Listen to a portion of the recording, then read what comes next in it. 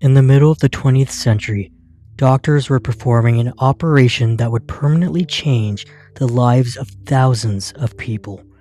The procedure was called a lobotomy. The idea behind it was simple. If certain parts of the brain were causing severe mental illness, doctors believed they could remove or disrupt those connections and bring relief. But what began as an attempt to treat suffering would become one of the most controversial chapters in medical history. The story begins in Portugal in the 1930s. In 1935, neurologist Antonio Egas Bones developed a procedure called a prefrontal leucotomy. He believed that disrupting connections in the frontal lobes of the brain could help patients suffering from severe psychiatric conditions.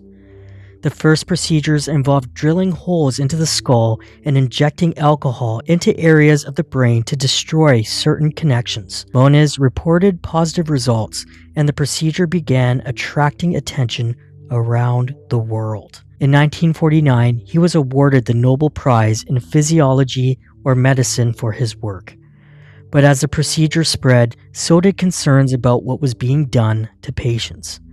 In the United States, neurologist Walter Freeman and neurosurgeon James Watts began performing and promoting lobotomies. Freeman became one of the procedure's strongest supporters. He believed lobotomies could help people suffering from conditions like schizophrenia, severe depression, and other psychiatric illnesses. But Freeman wanted a faster way to perform the operation. In 1946, he introduced the transorbital lobotomy. Instead of opening the skull with a surgical drill, the procedure involved inserting an instrument similar to an ice pick through the eye socket and into the brain. The operation could be performed quickly, sometimes in a matter of minutes. Freeman traveled across the United States demonstrating the procedure and became known for performing large numbers of lobotomies. But speed came with risks. Many patients experienced major personality changes after surgery. Some lost memories, emotional responses, or the ability to function independently. Others suffered seizures, infections, paralysis, or died from complications. For some families, the procedure brought improvement. For many others, the results were devastating.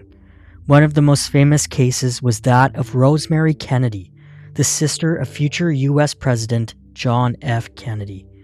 In 1941, at the age of 23, Rosemary underwent a lobotomy after concerns about her behavior and mental health.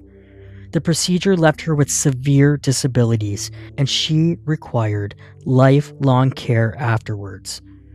Her case became one of the most well-known examples of the risks of the procedures. By the 1950s, the medical world began changing. New psychiatric medications, including chlorpromazine, offered doctors another way to treat some mental illnesses. At the same time, criticism of lobotomies increased as more people questioned the ethics of permanently altering a person's brain. The number of lobotomies declined.